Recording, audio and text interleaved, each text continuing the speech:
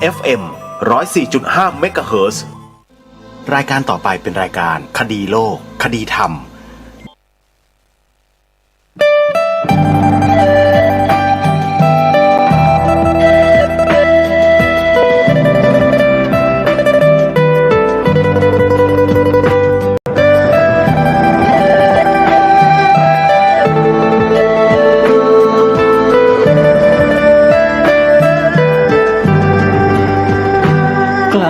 คิดก็ต้องกล้าทำอย่ากลัวถ้าทำความดีเร่งศึกษาปัญหาให้ทันท่วงทีเมืองไทยจะพัฒนากว่านี้รายการดีๆคดีโลกคดีธรรมขอรำพันบรรยายความคิดเครื่องหมายแห่งสีทั้งสามงามถนัดขาวคือบริสุทธิ์สีสวัสดิ์หมายพระไตรรัตน์และธรรมะคุ้มจิตไทยแดงคือโลหิตเราใสซึ่งยอมสละได้เพื่อรักษาชาติศาสนาน้ำเงินคือสีโสภาอันจอมประชาถ้าโปรดเป็นของส่วนองค์จากริ้วเข้าเป็นไตรรงค์จึงเป็นสีธงที่รักแห่งเราชาวไทยทหารอวตารนำไปยงยุทธวิชัยวิชิตก็ชูเกียรติสยามประเทศไทยที่เจริญมั่นคงมาได้จนถึงทุกวันนี้มิได้เกิดขึ้นจากความหวาดกลัวอย่างคลาดเขลาแต่บรรพบุรุษไทยของเราทุกยุคทุกสมัยล้วนแต่มีความกล้าหาญและชาญฉลาดปกป้องเอกราชสร้างชาติให้เกิดความมั่นคงโดยมีธงแห่งพระไตรรัตน์เป็นเครื่องนำชัยจึงเป็นที่มาที่ไปของรายการคดีโลกคดีธรรมกล้าคิดก็ต้องกล้าทำอย่ากลัวถ้าทำความดีเร่งศึกษาปัญหาให้ทันท่วงทีเมืองไทยจะพัฒนากว่านี้รายการดีๆคดีโลกคดีธรรมรายการดีๆคดีโลกคดีธรรม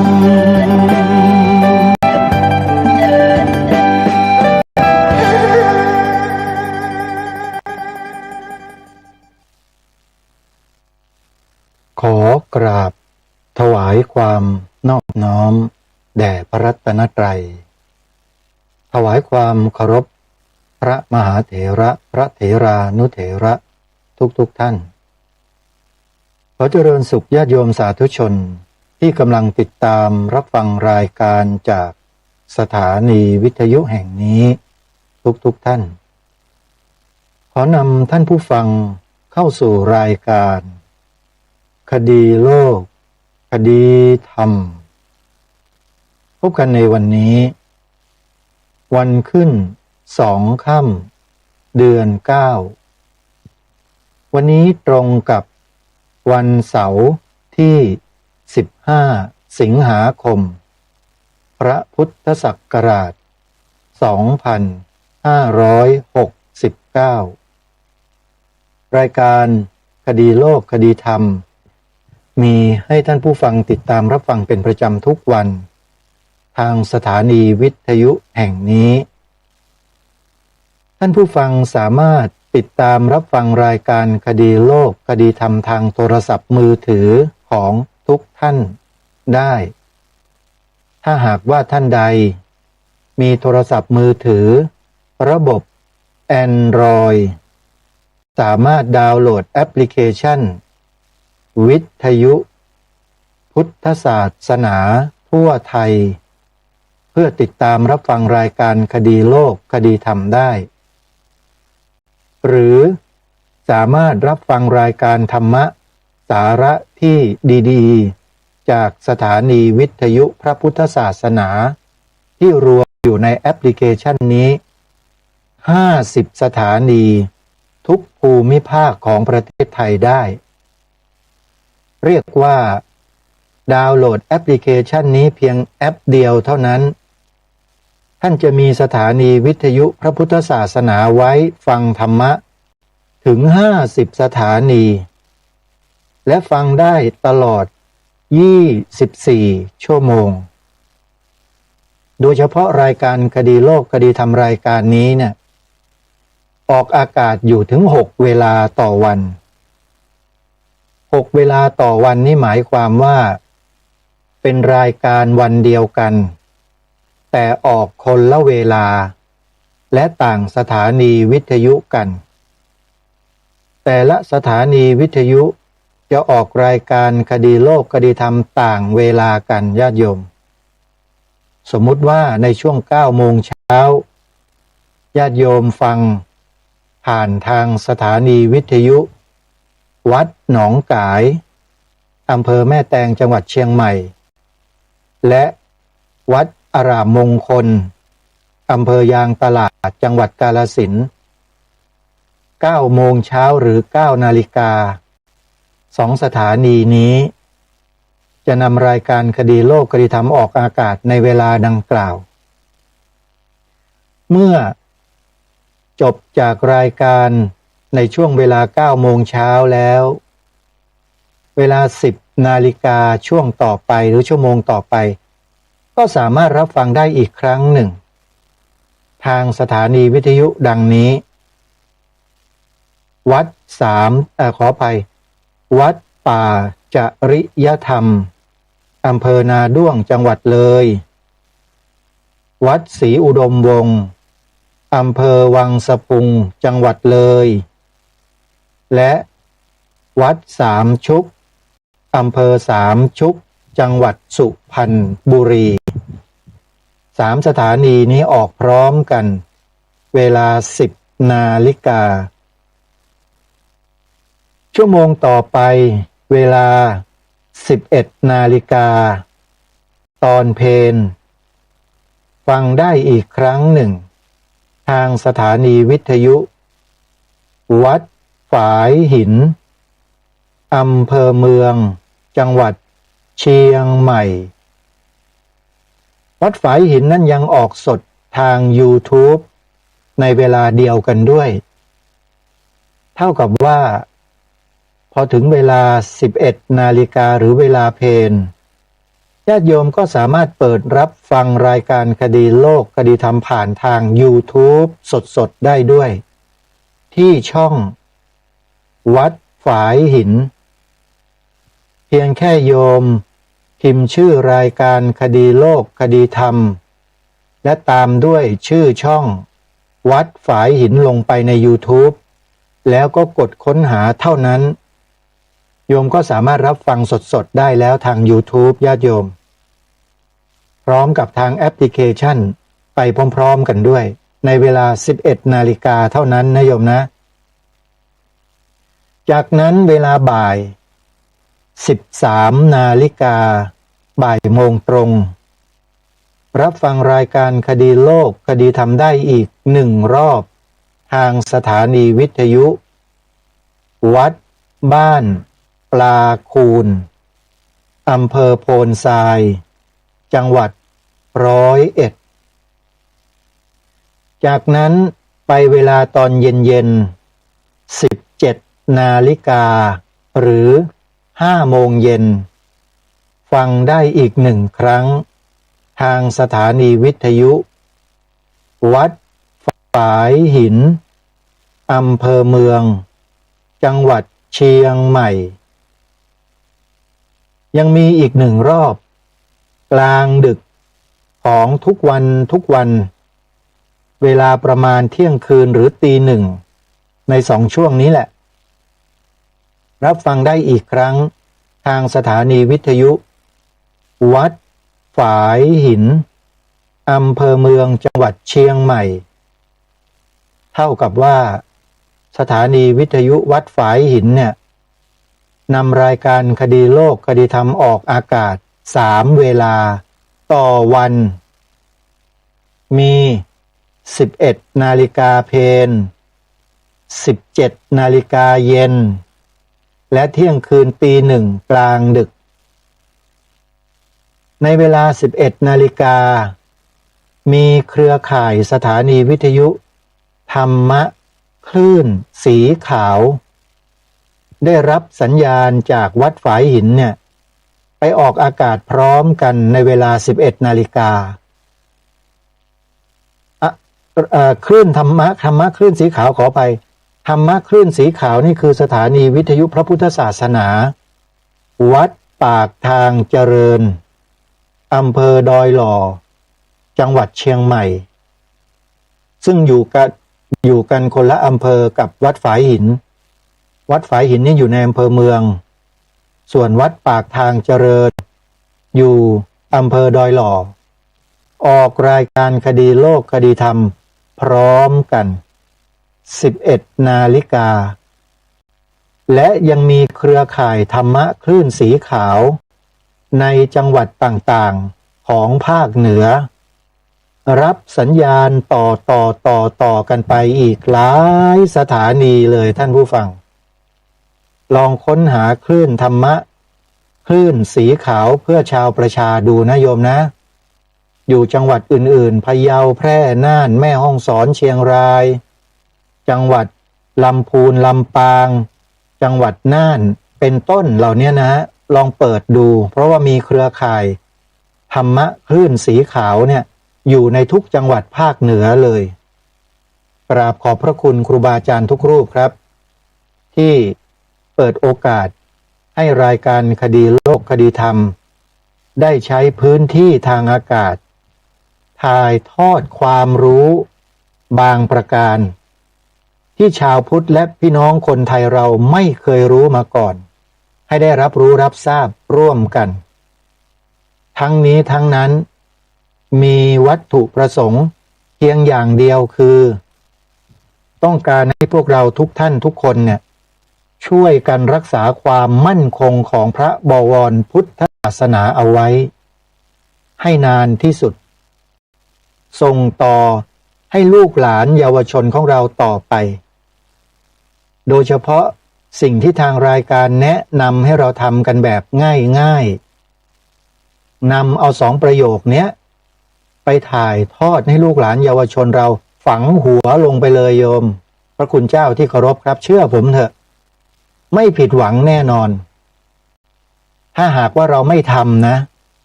แล้วจะเสียใจในอนาคตแน่นอนผมกล้ายืนยันเลยถ้าพวกเราไม่ช่วยกันนะ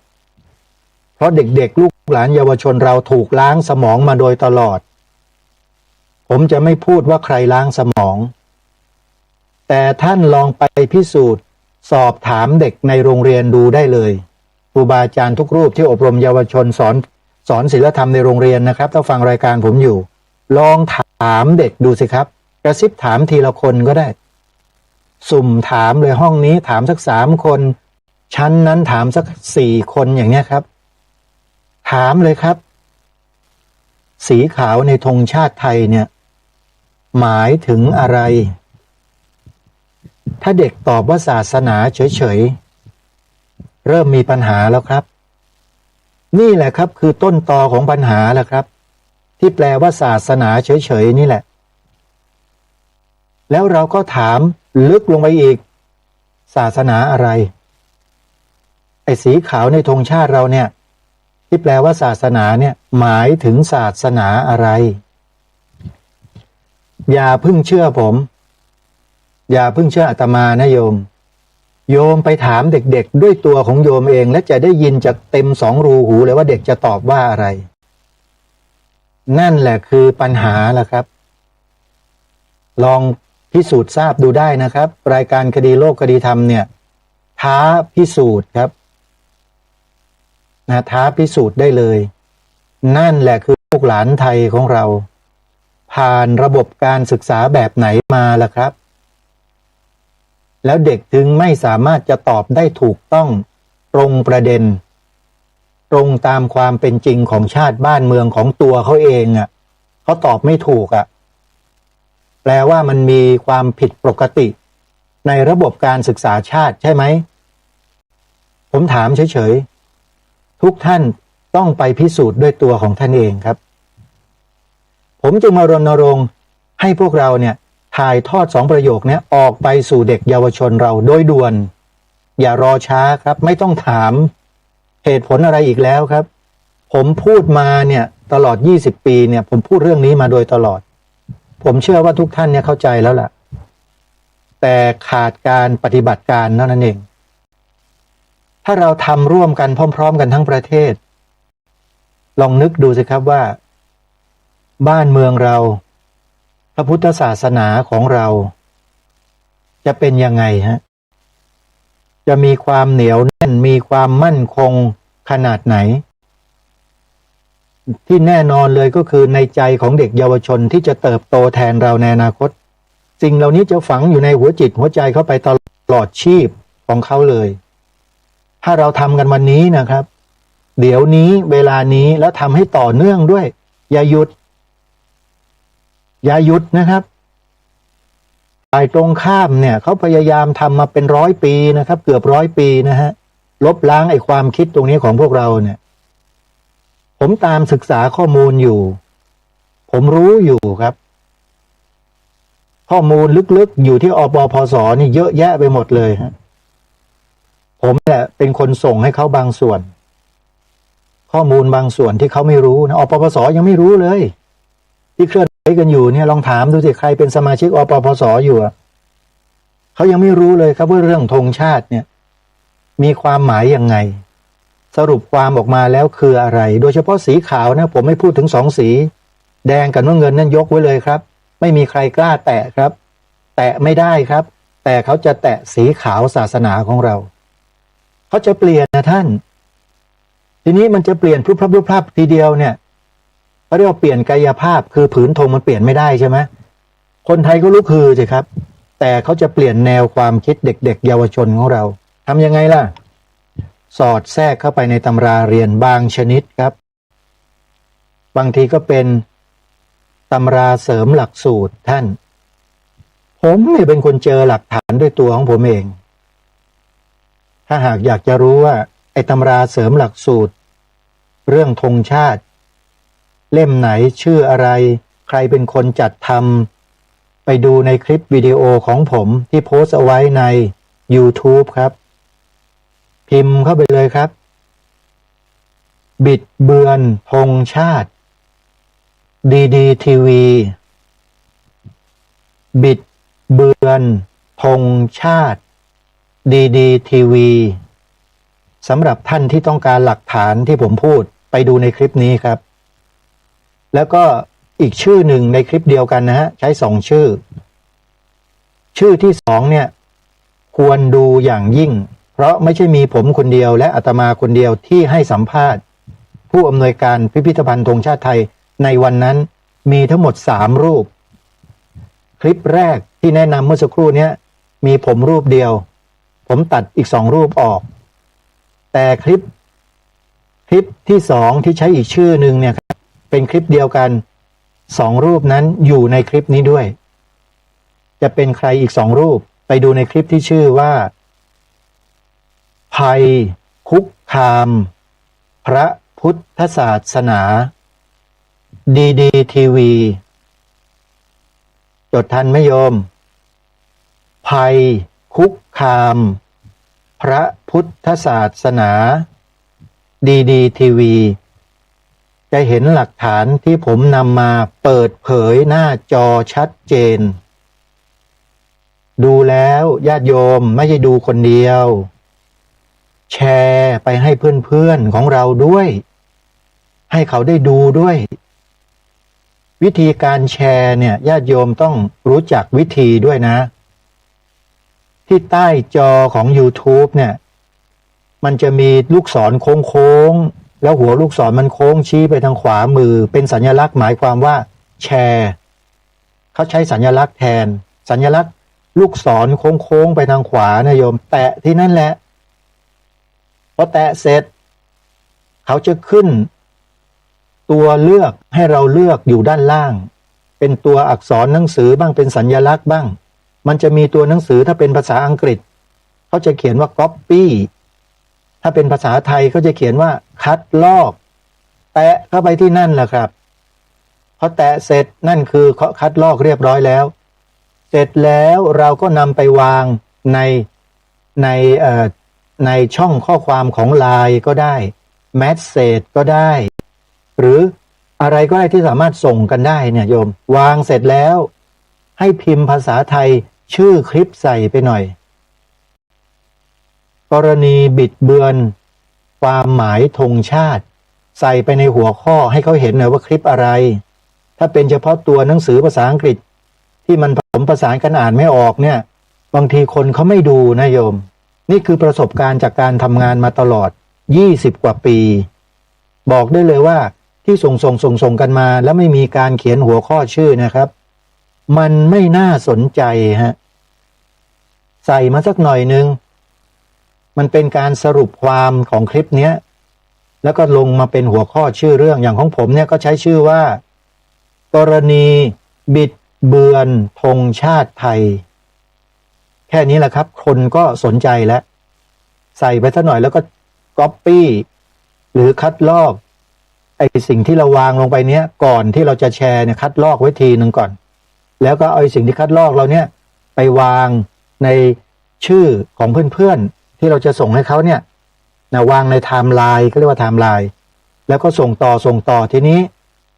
พอส่งเสร็จแล้วก็เปิดไลน์ที่เราส่งไปให้เพื่อนเนี่ย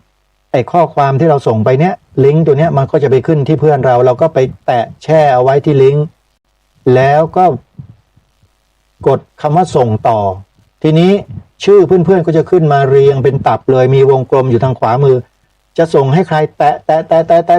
เครื่องหมายถูกมันจะขึ้นที่วงกลมนั้นนั่นคือเราจะส่งให้คนคนนั้น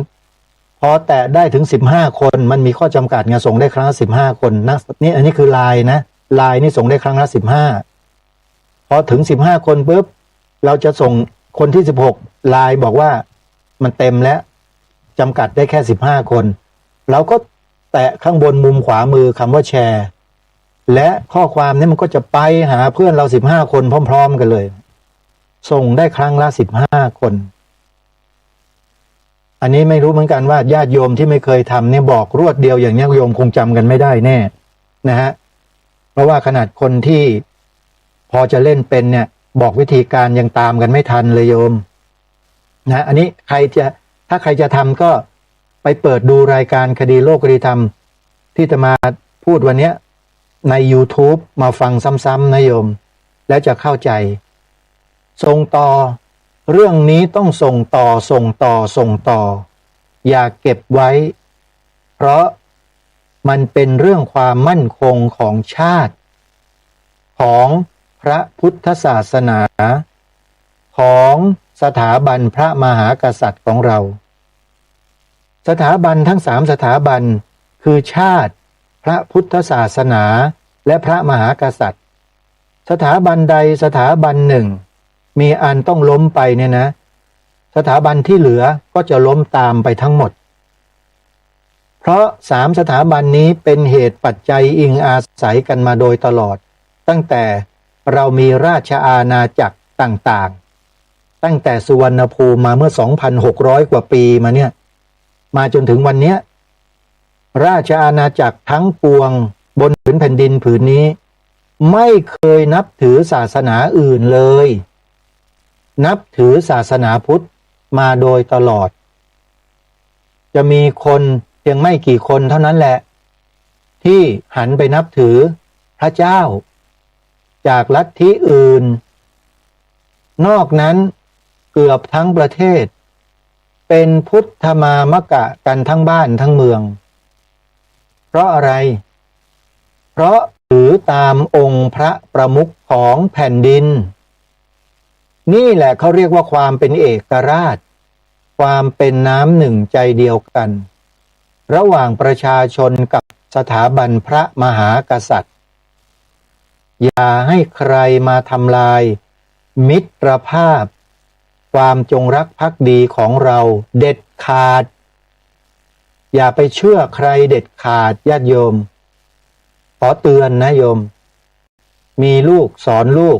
มีหลานสอนหลานให้จงรักภักดีด้วยใจที่เคารพโดยส่วนเดียวไม่สงสัยได้ยิ่งดีถ้าสงสัยแปลว่าคุณไปฟังใครมานั่นแหละเราต้องสอนต้องอบรมลูกหลานเราให้อยู่ในกรอบที่เหมาะสมญาติโยมอย่าทิ้งอย่าปล่อยทำตามที่ทางรายการแนะนำเนี่ยมันถามเด็กๆเยาวชนที่กลับมาจากโรงเรียนให้มันบ่อยๆมันคุยกับเขา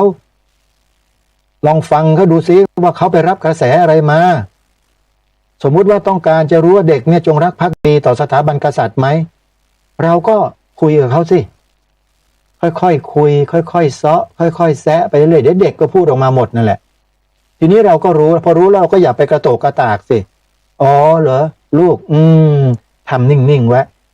ทำนิ่งๆไว้เพื่ออะไรเพื่อจะเก็บข้อมูลในอนาคตต่อเห็นไหมฮะการทำงานเนี่ยต้องอดทนต้องใจเย็นต้องฉลาดไม่พอเฉลียวด้วยมีแต่รายการคดีโลกคดีธรรมนี่ละมั้งที่แนะนำให้ญาติโยมรู้จักเฉลียวฉลาดอย่างเดียวไม่พอนะจบมาระดับนั้นระดับนี้มีปริญญาพ่วง8 ใบ 9 ใบฉลาดเจ๋งแต่ไม่มีเฉลียวเสร็จเขาหมดทุกรายบอกได้เลยฮะเสร็จหมดนี่เจอมาแล้วท่านผู้ฟังเจอมาแล้วเจอมาเยอะด้วยนะเพราะฉะนั้นการที่เราจะปกป้องรักษาบ้านเมืองของเราเนี่ยให้อยู่รอดปลอดภัยเป็นเอกราชนครตลอดไปได้เนี่ยเราต้องช่วยกันศึกษาข้อมูลให้ถูกต้องตรงกันก่อนศึกษาแล้วว่าให้ตรงกัน2 ประโยคที่สรุปมาให้เนี่ยแล้วคุณไปตามศึกษาขยายความเอาเองที่มุงที่มาที่ไปอะไรยังไงเนี่ยไปศึกษาค้นคว้าเอาก็โทเรียนจบปริญญาเอกปริญญาโทปริญญาตรีกันมาได้ค้นคว้าเรื่องแค่เนี้ยไม่ได้นี่ก็คิดดูแล้วกันว่าเป็นยังไงจริงไหมเนี่ยผมนี่ไม่ใช่ดูถูกนะครับแต่มันเป็นความจริงนะฮะท่านเรียนแทบเป็นแทบตายกว่าจะจบด็อกเตอร์กันมากว่าจะจบปรริญญาธรรม9 ประโยค6 ประโยคอะไรก็แล้วแต่เถอะท่านเหนื่อยเหน็ดแสนสาหัสแต่เพียงแค่เรื่องความหมายธงชาติท่านเอาไว้ไม่ได้เนี่ยหมายความว่าไงล่ะไปดูในคลิปที่ผมแนะนำเมื่อกี้นี้แล้วกันบิดเบือนธงชาติกับภัยคุกคามพระพุทธศาสนาแล้วก็ใส่ชื่อ DDTV ห้อยท้ายไว้ด้วยไม่งั้นเดี๋ยวหาไม่เจอเพราะว่าฝ่ายตรงข้ามเนี่ยมันใช้เร่เพทุบายใช้อะไรก็ไม่รู้ทำให้คลิปเนี้ยเวลาพิมพ์ชื่ออย่างเดียวไม่เจอไปเจออย่างอื่นถ้าไม่ใส่ชื่อช่องไว้ตรงท้ายห้อยไว้นิดนึงเดี๋ยวหาไม่เจอครับอันนี้ก็เป็นเคล็ดลับนะครับในฐานะที่ทำงานพวกเนี้ยมานานได้สังเกตได้ติดตามดูพฤติกรรมของโซเชียลมาโดยตลอดว่ามันมีการเปลี่ยนแปลงพลิกแปลงยังไงหรือไม่วิธีแก้ไขจับทางได้แล้วต้องแก้ยังไงผมผ่านมาหมดแล้วนะครับเพราะฉะนั้นต้องช่วยกันครับเป็นจิตอาสาเพื่อชาติศาสนาพระมหากษัตริย์ของบ้านเมืองของเราด้วยกันและในช่วงนี้ก็มีข่าวที่ทำให้พวกเราชาวพุทธก็เกิดความวิตกกังวลไปต่างๆนานาโดยเฉพาะเรื่องที่ดินวัดถูกไล่บ้างถูกดำเนินการอย่างนั้นอย่างนี้บ้างมีคนมาข่มขู่เอาวัสดุมาปิดประตูวัดข่มขู่อย่างนู้นอย่างนี้ว่าต้องขนออกให้หมดภายใน15 วันไม่เช่นนั้นเดี๋ยวไอ้นั่นไอ้นี่อะไรต่างๆทำให้พวกเราเกิดความวิตกกังวลกันไปรายการคดีโลกคดีธรรมในฐานะที่ทำหน้าที่ในลักษณะที่คอยปกป้องคุ้มครองพระพุทธศาสนามาโดยตลอดเนี่ย พอได้ยินได้ฟังข่าวคราวพวกนี้แล้วก็อดไม่ได้ที่จะต้องไปศึกษาหาข้อมูลมานำเสนอต่อท่านผู้ฟังเพราะว่าท่านผู้ฟังหลายๆท่านที่ติดตามรับฟังรายการอยู่เนี่ยผมเชื่อและอาตมาเชื่อนะว่าไม่ได้ติดตามและไม่ได้ดูข้อมูลเหล่านี้อย่างละเอียดต้องใช้คำว่าอย่างละเอียดนะท่านไม่ได้ดูบางทีก็พลาดโอกาสคลิปบางคลิปที่มีผู้ให้สัมภาษณ์กับผู้สื่อข่าวเอาไว้แล้วแต่ไม่ได้รับการเผยแพร่อย่างกว้างขวางประชาชนส่วนมากก็ไม่เห็นไม่รู้ไม่ได้ดูรายการคดีโลกคดีธรรมพอมีข้อมูลนี้แล้วก็อดนึกถึงท่านผู้ฟังที่ฟังรายการคดีโลกคดีธรรมไม่ได้ต้องนำมาให้พวกเราฟังเราจะได้รู้ที่มาที่ไปอย่างชัดเจนและถูกต้องของบุคคลที่เขาอยู่ที่นั่นมาตั้งแต่เกิดที่ไหนฮะตำบลหนองแวงบ้านหนองแวงอำเภอเมืองจังหวัดขอนแก่นออกสำเนียงอีสานจักนิดเด้อจังหวัดขอนแก่นนั่นแหละบุคคลคนนี้ได้ออกมาให้สัมภาษณ์ผู้สื่อข่าวช่องหนึ่งสัมภาษณ์ถึงที่มาที่ไปของวัดนี้ที่กำลังเป็นปัญหาและเป็นข่าวกันอยู่เนี่ยวัดอดุลยารามวัดป่าอดุลยารามบ้านหนองแวงอำเภอเมืองจังหวัดขอนแก่นปรากฏว่าพอเกิดปัญหาขึ้นสมัชชาชาวพุทธเพื่อความมั่นคงของชาติลงพื้นที่ทันทีในวันนั้นเลยฮะแล้วก็ได้ข้อมูลมาทั้งหมดเมื่อได้ข้อมูลมาทั้งหมดที่ถูกต้องตามข้อกฎหมายแล้วก็นำเอาข้อมูลหลักฐานเหล่านั้นแหละมาขยายผลชี้แจงทำความเข้าใจกับสังคมผ่านสื่อต่างๆหนึ่งในนั้นก็คือรายการคดีโลกคดีธรรมแต่ไม่ได้ไปสัมภาษณ์เองหรอกไปนำคลิปของเขามาก็ต้องให้เครดิตเขาหน่อยอย่างคลิปที่จะนำมาเผยแพร่วันนี้เดี๋ยวสักครู่หนึ่งจะเปิดเนี่ยนะเป็นคลิปที่ทางสถานีโทรทัศน์อมรินทร์ทีวีไปสัมภาษณ์คุณไทยกรพลสุวรรณซึ่งเป็นลูกหลานที่เกิดและโตอยู่ที่ตำบลหนองแวงนะจังหวัดขอนแก่นแล้วแกเป็นคนรู้กฎหมายโยมแล้วก็เป็นหนึ่งในสมัชชาชาวพุทธเพื่อความมั่นคงของชาติจังหวัดขอนแก่นอยู่ด้วยโอ้ยอะไรมันจะตรงตัวขนาดนั้นไปเจอโยมไทยกรเท่านั้นก็เสร็จเท่านั้นสิเพราะแกเป็นคนที่นั่นเป็นเจ้าของบิดาและมารดาของคุณไทยกรเนี่ยเป็นกรรมการวัดป่าอดุลยารามอยู่ด้วยสมัยนั้นในอดีตและเหตุการณ์ทั้งหมดคุณไทยกรก็รู้เห็นทั้งหมดเขาก็เลยเล่าให้ฟังเราก็จะได้รู้แล้วว่าวัดป่าอดุลยารามเนี่ยแรกเริ่มเดิมทีมันเป็นมายังไงแล้วพ่อใหญ่ที่เป็นเจ้าของเนี่ยเขายกโฉนดที่ดินให้กับวัดแล้วมีสักขีพยานมาร่วมด้วยตั้ง3 หมู่บ้านนะโยมในคราวนั้นนะปี 2512มั้งถ้าจำไม่ผิดที่คุณไทยกรพูดถึงเดี๋ยวเรามาฟังกันแล้วกัน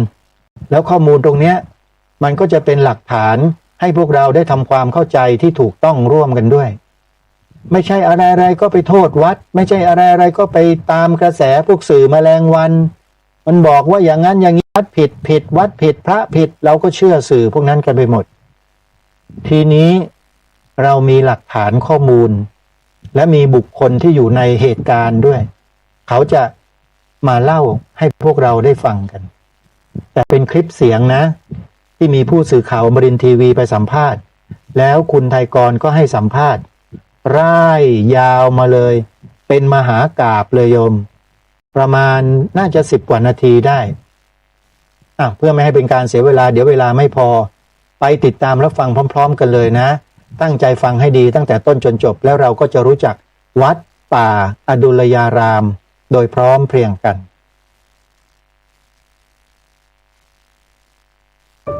ชาวบ้านหนองแวงนะครับทั้งหนองแวงตาชูและบ้านหนองแวงและสามเหลี่ยมเนี่ยรู้ว่าจะมีพิธีที่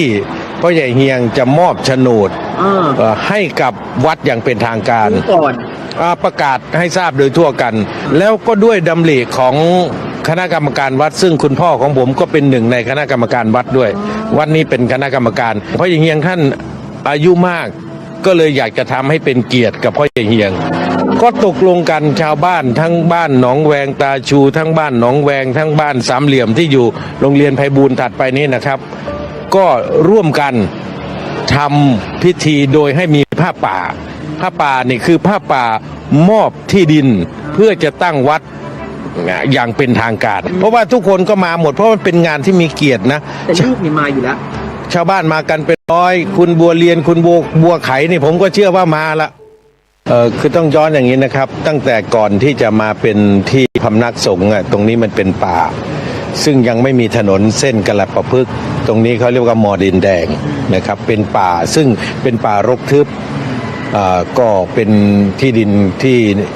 พ่อใหญ่เฮียงท่านครอบครองเพราะว่าเป็นอดีตผู้ใหญ่บ้านแล้วก็ครอบครองที่ในบริเวณนี้มากวัดตรงนี้นี่ยังไม่เป็นแต่ว่าเป็นป่ารกทึบก่อนมีวัดบ้านก็คือวัดตราชูอยู่ที่ติดถนนมิตรภาพสมัยก่อนนี่มันเป็นความเชื่อของชาวบ้านที่ว่าถ้าหากว่าใครตายถ้าตายโดยปกติก็จะเอาไปเผาก็คือไปเผาที่วัดตาชูแต่ตอนนั้นยังไม่มีเมนทำเป็นกองฟอนอยู่ส่วนถ้าตายผิดปกติตายด้วยอุบัติเหตุเขาเรียกว่าตายโหงก็หาที่ฝังพ่อใหญ่เฮียงเนี่ยก็เลยให้คนนี่เอาคนมาฝังจุดที่ฝังก็คือจุดที่ริมรั้วสุดของวัดอยู่ตรงนี้ทำเป็นป่าช้านะครับพอมีการฝังคนเรื่อยๆในบริเวณนี้ชาวบ้านก็เกิดกลัวคนมาทำนาคนมาอะไรก็กลัวเพราะอย่างเฮียงก็ขายที่ดินให้กับนักจัดสรรที่ดินก็มีหลายคนมาซื้อนะครับในแปลงที่คุณพ่อคุณแม่ผมซื้อนี่คุณวิชัยแกซื้อประมาณสัก16 ไร่แล้วก็มาจัดแบ่งเป็นล็อกละ200 ตารางวา200 ตารางวาแล้วก็ขายแล้วก็ซื้อมาแปลงหนึ่งแล้วก็ห่างไม่ครับซื้อจากคนที่มาซื้อที่จากพ่อใหญ่เฮียงต่อนะครับก็คือคุณวิชัยก็ห่างจากบริเวณรั้ววัด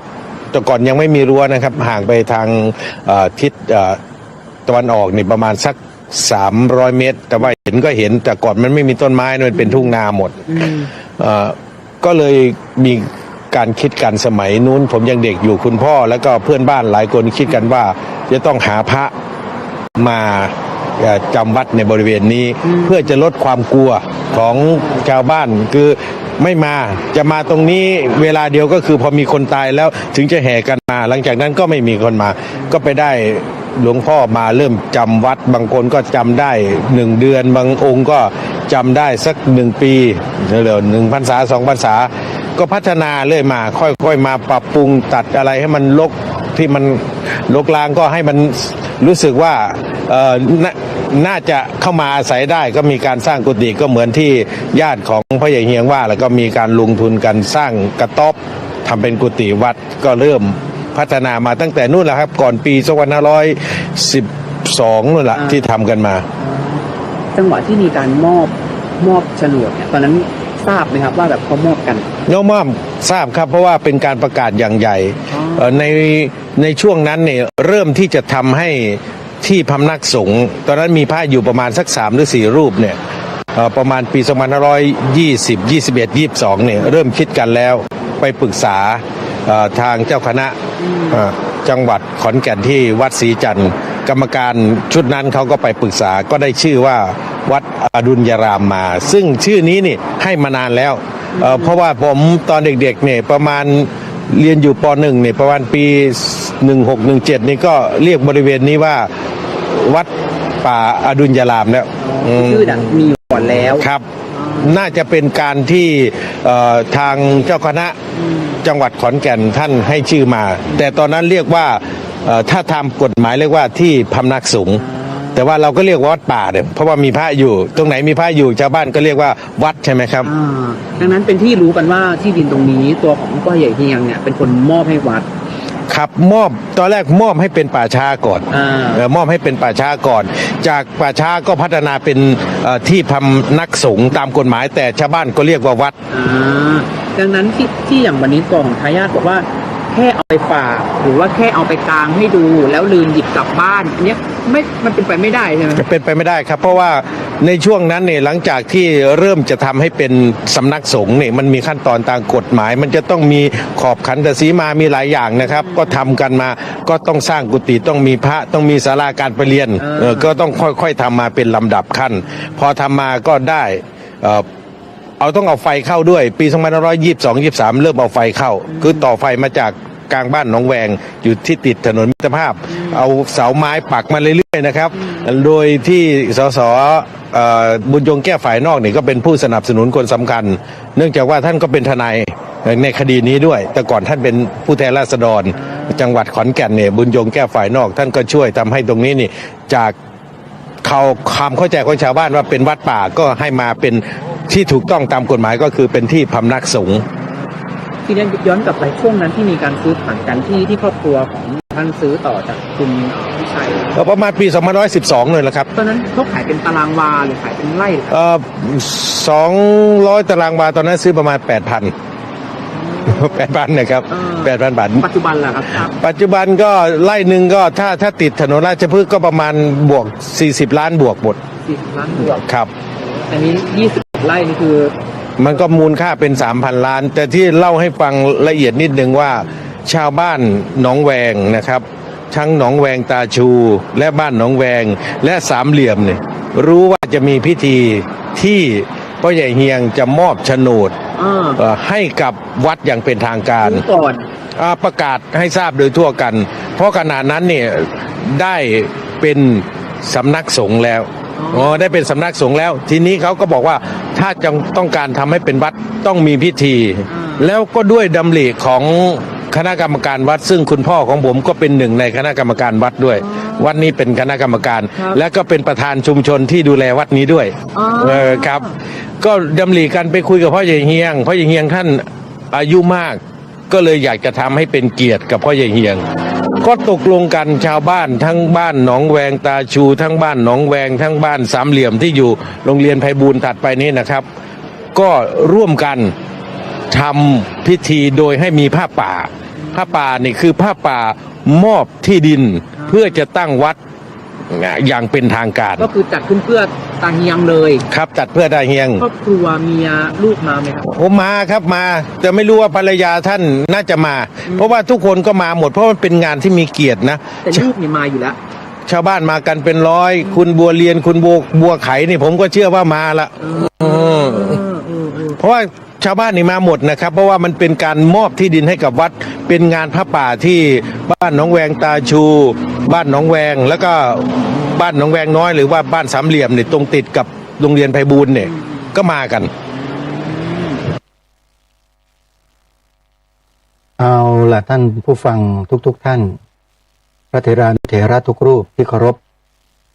ทั้งหมดนี่ก็เป็นคำบอกเล่าของคุณไทยกรพลสุวรรณ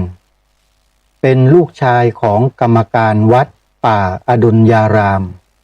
ตามที่ท่านให้สัมภาษณ์เมื่อสักครู่นี้แล้วก็เป็นคนในพื้นที่ตั้งแต่เกิดเพราะฉะนั้นคุณไทยกรเนี่ยจะรู้และเห็นเหตุการณ์ตั้งแต่เริ่มต้นของการสร้างวัดป่าอดุลยารามมาโดยตลอดเพราะฉะนั้นในกรณีที่มีคนมาเรียกร้องเพื่อจะให้ทางวัดเนี่ยย้ายผู้คนสิ่งของต่างๆที่ตั้งเป็นศาลาเป็นถาวรวัตถุทั้งหลายให้รื้อออกให้หมดจากวัดภายใน15 วันเนี่ยมันจึงเป็นเรื่องที่ไม่มีเหตุผลในการที่จะดำเนินการอะไรเช่นนั้นได้ที่เป็นข่าวกันอยู่ตอนนี้แล้วเดี๋ยวสักวันหนึ่งนะความจริงทั้งหลายทั้งปวงก็จะมาปรากฏเป็นที่เด่นชัดว่าแท้จริงแล้วเนี่ยเรื่องราวเหล่านี้ที่ถูกกรุขึ้นมาให้เป็นเรื่องเป็นราวขึ้นมาเนี่ยมีใครอยู่เบื้องหลังเชื่อว่า บุคคลที่ออกมาเต้นแรงเต้นกากันอยู่ในตอนเนี้ยไม่ใช่ตัวจริงอ่ะเพราะเท่าที่ฟังคุณไทยกรพูดถึงมูลค่าที่ดินของวัดป่าอดุลยารามจำนวน21ไร่ถ้าตีราคาแล้วตกประมาณ 3,000 ล้านญาติโยมมองเห็นอะไรกันบ้างหรือยังตัวเลข 3,000 ล้านมันบ่งบอกให้เห็นอะไรกันบ้างหรือยังท่านผู้ฟังนี่แหละ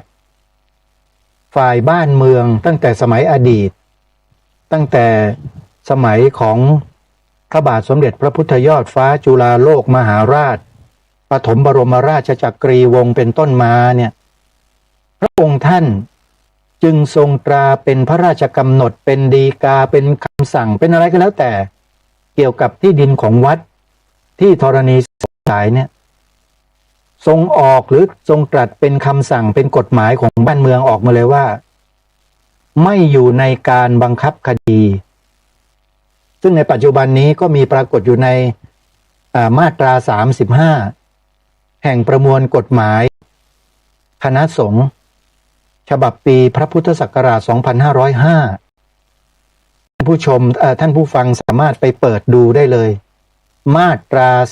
35ซึ่งระบุเอาไว้ชัดเลยว่าที่วัดหรือที่ธรณีสงฆ์เป็นทรัพย์สินที่ไม่อยู่ในความรับผิดแห่งการบังคับคดีใครก็ตามที่ยกเรื่องที่ดินวัดที่ธรณีสงฆ์ขึ้นมาฟ้องร้องเนี่ยนะศาลก็จะปัดตกไปทั้งหมดมันเป็นโมฆะหมดนะโยมเพราะกฎหมายเขาบังคับเอาไว้สมัยอดีตพระเจ้าแผ่นดินทรงตราพระราชกำหนดข้อนี้ไว้นะโยมเพื่อต้องการปกป้องคุ้มครองทรัพย์สมบัติของพระบวรพุทธศาสนาถ้าหากว่าจะจำหน่ายจ่ายแจกที่ดินวัดที่ธรณีสงฆ์ถ้าเป็นกฎหมายในปัจจุบันถ้าจำผิดนะครับท่านผู้รู้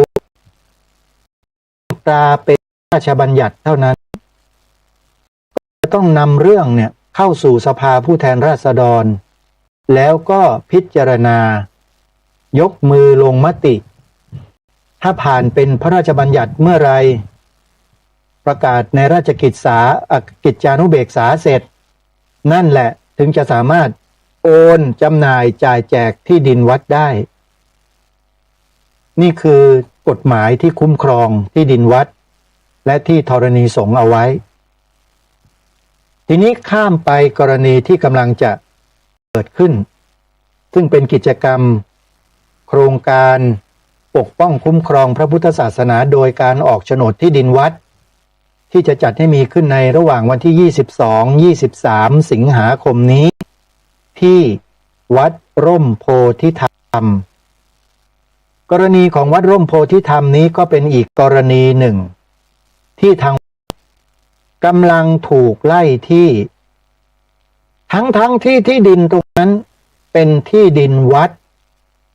ได้จดทะเบียนขึ้นทะเบียนเป็นวัดเรียบร้อยแล้วทีนี้เขาก็จะไปว่ากันทางกฎหมายก็ว่ากันไปแต่ในวันที่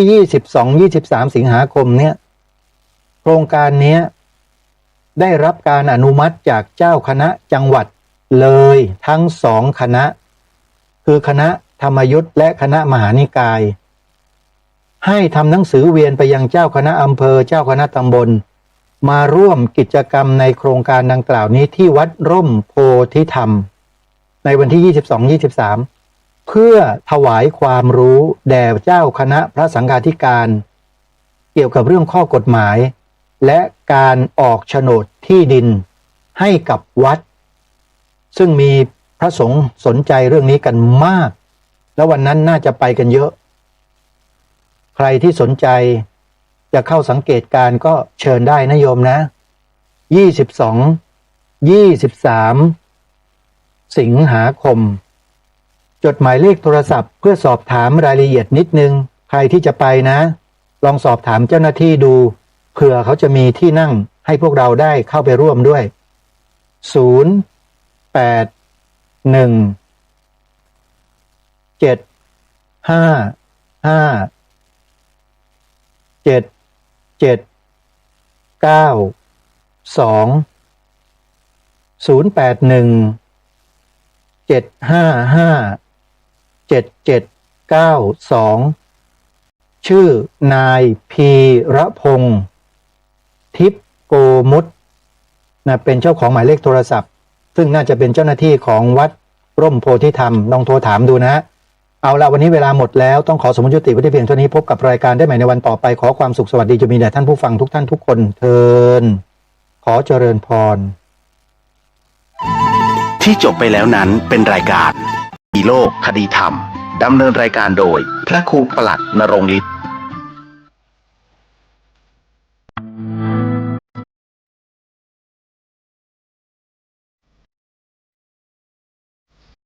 นักเผยแผ่จึงเปรียบเสมือนหมอที่วินิจฉัยโรค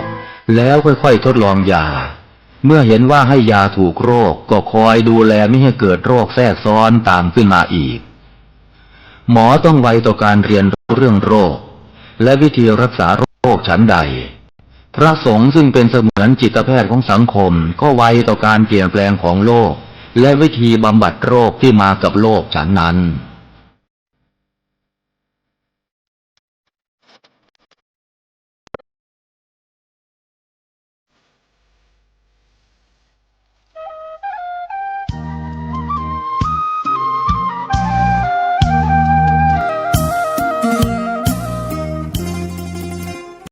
โดยทางคณะสงฆ์คณะศิษยานุศิษย์คณะศรัทธาของวัดวังสิงห์คำตำบลป่าแดดอำเภอเมืองเชียงใหม่จังหวัดเชียงใหม่ปัจจุบันมีพระครูวิสิตศรีราภรณ์รองเจ้าคณะอำเภอเมืองเชียงใหม่เจ้าอาวาสวัดวังสิงห์คำตำบลป่าแดดอำเภอเมืองเชียงใหม่จังหวัดเชียงใหม่มีอายุวัฒนมงคลวันศุกร์ที่ 21 สิงหาคม 2569 9:30 นาทีเป็นต้นไปก็ขอเชิญชวนคณะศิษยานุศิษย์คณะศรัทธาและผู้มีความเคารพนับถือร่วมในพิธีสืบชะตาเสริมบารมีและเป็นเกียรติร่วมทำบุญแสดงมุทิตาจิตพระสงฆ์เจริญพุทธมนต์สืบชะตาแบบล้านนาสำหรับผู้ที่จะร่วมบุญเป็นเจ้าภาพต้นเงินเพื่อสมทบทุนนิธิวิสิตศรีราภรณ์และเชิญร่วมเป็นเจ้าภาพทั้งตั้งโรงทานอาหารน้ำดื่มติดต่อแจ้งความจำนงได้ที่วัดวังสิงห์คำโทรศัพท์ 053-358-169 หรือที่มือถือ 063-368-471 สำหรับผู้ที่จะร่วมบุญบริจาคทางออนไลน์ผ่านธนาคารกรุงเทพจำกัดสาขาถนนช้างคานชื่อบัญชีพระครูวิจิตรศรีราภรณ์บัญชีออมทรัพย์เลขที่ 423-039-8580 ก็อนุโมทนาสาธุการกับทุกท่านที่ได้แสดงมุทิตาสักการะร่วมทำบุญเป็นเจ้าภาพอายุวัฒนมงคลพระครูวิจิตรศรีราภรณ์รองเจ้าคณะอำเภอเมืองเชียงใหม่เจ้าวาดวัดวังสิงห์คำตำบลป่าแดดอำเภอเมืองเชียงใหม่จังหวัดเชียงใหม่เชิญท่านร่วมงานบุญอายุวัฒนมงคลโดยพร้อมเพรียงกันองค์พระเจ้าทันใจหลวงพ่อประเสริฐเจริญพรอวยชัยให้ท่าน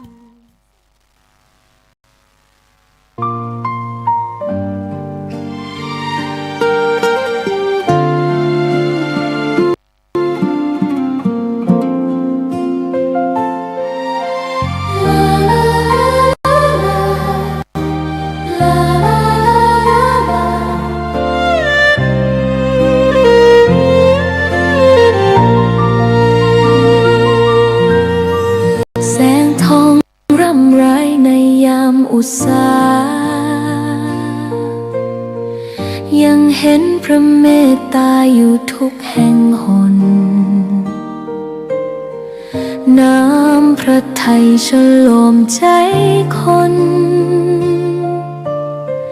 ทั่วพื้นแผ่นดินยังอบอุ่น รอยยิ้มพระพักตร์ยังส่องแสงในดวงใจไทยไม่ลืมเสียงสายลมแผ่วเบาเหมือนเอ่ยคำปลอบ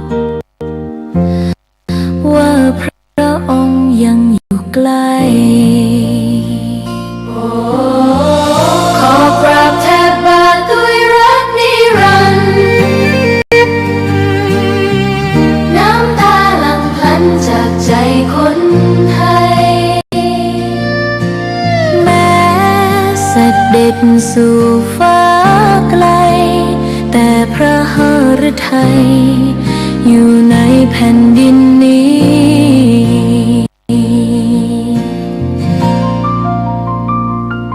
สวนดอกไม้ยังบานดังวันเก่า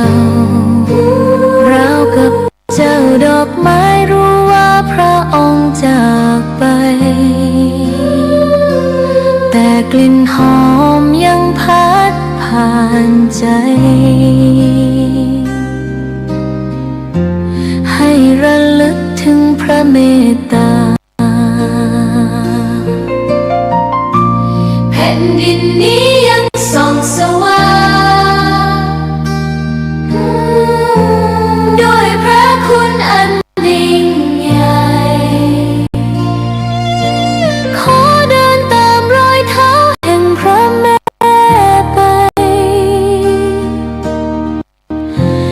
ด้วยศรัทธาไม่เสื่อมคลายขอกราบแทบบาทด้วยรักนิรันดร์น้ำตาหลั่งพลันจากใจคนไทยแม้เสด็จสู่ฟ้าไกลแต่พระหฤทัยอยู่ในแผ่นดินนี้ดวงใจไทยทุกดวงขอพักดี แดงมหาวิหารทรงกระจายเสียงจากเลขที่ 71 หมู่ที่ 14 บ้านใหม่หลังมอ ตำบลสุเทพอำเภอเมืองจังหวัดเชียงใหม่ รหัสไปรษณีย์50200 หมายเลขโทรศัพท์ 081881881569 052000636-7ท่านผู้ฟังทั้งหลายทุกท่านทุกคน วันนี้อาตมาภาพตุเจ้าวัดหนองตองหางดงจังหวัดเชียงใหม่ก็มาพบปะกับญาติกับโยมท่านผู้ฟังทั้งหลายอีกเช่นเคยเขาก็มาปะกันเป็นประจำทุกวันในเวลาเดียวกันนี้ณทางสถานีวิทยุแห่งนี้เป็นเวลา30 นาทีโดยประมาณวันนี้ก็เช่นเดียวกันก็มาพบปะกับญาติกับโยมท่านผู้ฟังทั้งหลายก็ตามปกติในฐานะที่เราอยู่บริษัทเดียวกันนั่นคือพุทธบริษัทของเรานี่ญาติโยมยิ่งใหญ่มีไปทั่วโลกประการสำคัญในประเทศไทยเรานี้บริษัทนี้มีทั่วประเทศทุกซอกทุกมุมทุกคนทุกแห่งทุกสถานที่